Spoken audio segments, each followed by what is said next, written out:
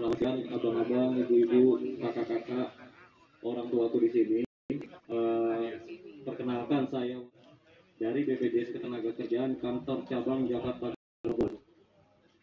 Ingin memberikan sedikit informasi terkait, saya mau izin dulu kepada abang-abang, bapak-bapak, ibu-ibu di sini untuk tidak menanyakan yang namanya BPJS Kesehatan atau KIS atau ASKES atau apalah itu namanya yang berhubungan dengan kesehatan. Karena yang berdiri di sini adalah BPJS Ketenagakerjaan. Jadi di Indonesia itu bapak-bapak BPJS ada dua, BPJS Kesehatan dan BPJS Ketenagakerjaan. Dulu namanya ASKES dan kita namanya Jamsostek.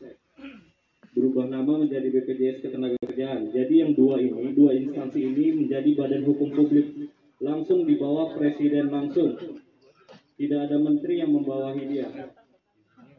Sekarang kita sudah berubah nama lagi, namanya BP Jamsostek. Jadi kembali lagi seperti awal, Jamsostek. Jadi banyak orang yang beranggapan BPJS yang di rumah sakit, BPJS Kesehatan seperti itu. Jadi di Jamsostek itu ada 4 program Bapak Ibu.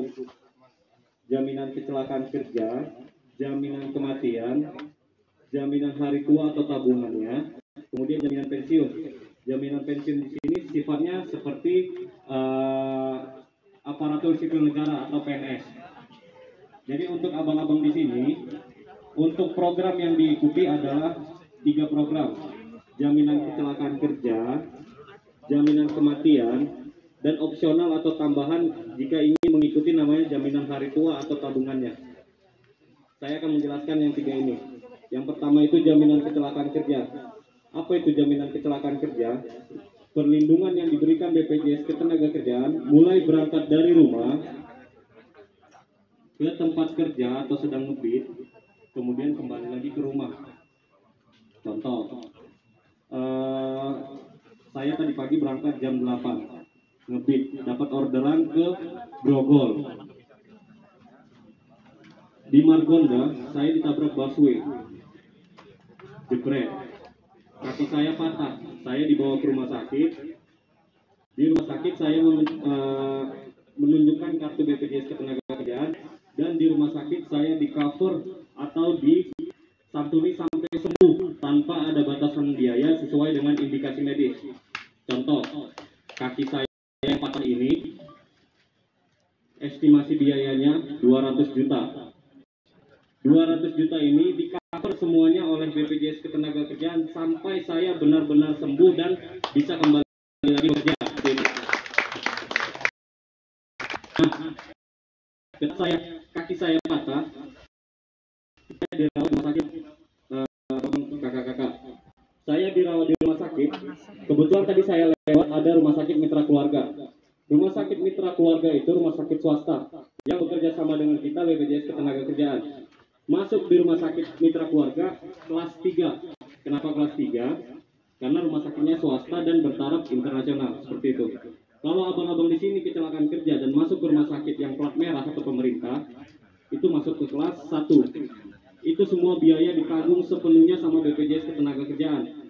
Jadi abang-abang nanti kalau ketika kecelakaan kerja, tidak ada lagi namanya mengeluarkan duit sepeser pun. Seperti itu. Nah, ketika saat kaki saya patah, otomatis saya tidak bisa bekerja dong abang-abang. Saya tidak bisa ngebit. Dapur saya tidak ngebul. Istri ngomel-ngomel, ini biaya dari mana? Keluarga dan saya laporin ke BPJS Ketenagakerjaan. Nanti BPJS Ketenagakerjaan akan mengganti penghasilan abang-abang selama abang-abang tidak bisa bekerja. Contoh, di rumah sakit Mitra Keluarga saya harus istirahat total di rumah atau di rumah sakit selama 6 bulan. Saya ngelapornya ke BPJS Ketenagakerjaan. Di BPJS Ketenagakerjaan akan menggantinya sesuai dengan upah yang saya laporin. Contoh, upah yang saya laporin 1 juta rupiah. Berarti BPJS Ketenagakerjaan akan mengganti 1 juta rupiah per bulannya selama 6 bulan.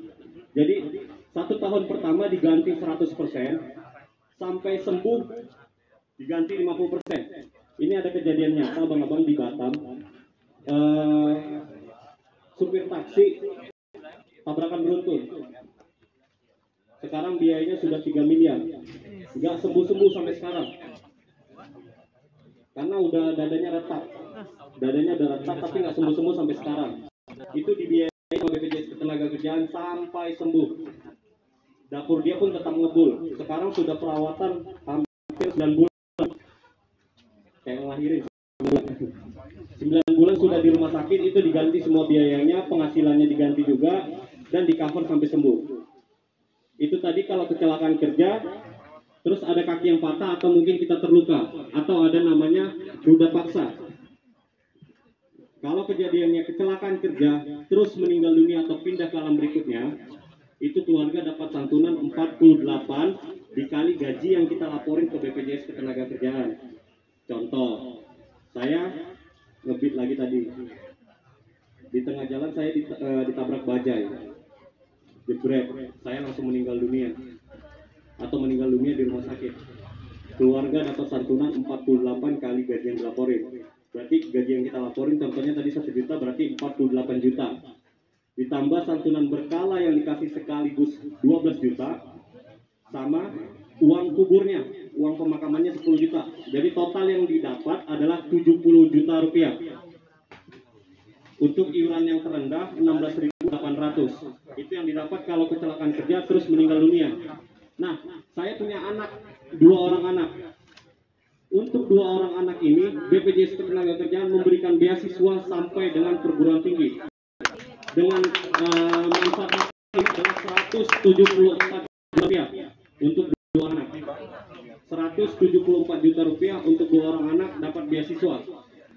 Jadi kita meninggal pun tidak meninggalkan kesedihan, tapi kita meninggalkan apa yang kita tinggalkan. Itu untuk jaminan kecelakaan kerja. Ada lagi yang namanya, yang kedua namanya jaminan kematian, abang-abang.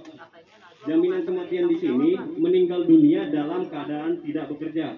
Contoh, saya tidak ngebit di rumah mungkin, atau jalan-jalan ke Bandung, ke Bogor sama keluarga, atau di rumah nonton sama istri. Tiba-tiba saya kena serangan jantung, atau lagi mandi kepleset, kena serangan jantung. Itu keluarga atau ahli waris dapat santunan 42 juta rupiah. Atau bahkan mungkin lebih, mohon maaf, lebih sedikit viral atau sedikit agak kasar. Abang-abang di sini mohon maaf punya utang, bunuh diri, jadi mati, itu dapat 42 juta. Jadi kita tidak melihat bagaimana proses abang-abang cara meninggal dunianya atau pindah ke alam berikutnya. Yang penting kita tahu abang-abang di sini atau kakak-kakak di sini benar-benar sudah meninggal dunia, seperti itu. Itu keluarga dapat santunan 42 juta rupiah. Kalau abang-abang di sini sudah jadi peserta BPJS Ketenagakerjaan selama 3 tahun, jika punya anak, 2 orang anak, itu juga dapat beasiswa sampai dengan perguruan tinggi, 174 juta rupiah. Jadi keluarga yang ditinggalkan pun tetap tidak terlalu berduka, karena kita tetap ada peninggalan yang kita berikan kepada mereka. Itu untuk 2 program wajibnya. Untuk pekerja informal. Pekerja informal di sini ada pekerja yang tidak ada majikannya atau tidak ada tuannya. Pekerja untuk dia sendiri dan keluarganya. Yang ketiga ada namanya jaminan hari tua atau tabungan. Ini opsional. Bisa diikutin, bisa enggak. Jaminan hari tua di sini, kalau mungkin abang-abang di sini sudah pernah bekerja di perusahaan, sifatnya sama, tabungan yang bisa diambil ketika sudah berhenti atau mengundurkan diri dari BPJS Ketenagakerjaan. Seperti itu. Untuk 2 program ini iuran dasarnya adalah 16.800. Abang-abang di sini pasti ngerokok ya. Hanya 1 bungkus rokok 1 bulannya sudah tercover oleh BPJS Ketenagakerjaan. Sudah aman. Jadi abang tidak usah takut lagi mau bisa mau ngalong atau mungkin mau balap-balapan, tidak usah takut lagi. Ketika bekerja sudah di cover oleh BPJS Ketenagakerjaan 16.800, manfaatnya lebih dari 16.800, seperti itu. Contoh sederhananya, kalau meninggal dunia di sini kan pasti mati, pasti meninggal ya bang-abang. Cuman kita tidak tahu kita meninggalnya kapan. Contoh, saya tahu saya meninggal 10 bulan ke depan. Saya nabung nih 16.800 di celengan selama 10 bulan. 10 bulan itu kalau dikali 16.800 cuma 168.000. 200.000 lebih kurang. Tapi saya ibarat kata nabung ke BPJS Ketenagakerjaan 16.800, keluarnya 42 juta rupiah. Seperti itu. Mungkin itu saja dari saya. Mungkin lebih enaknya kita langsung tanya jawab agar semua informasi itu bisa masuk. Saya kembalikan ke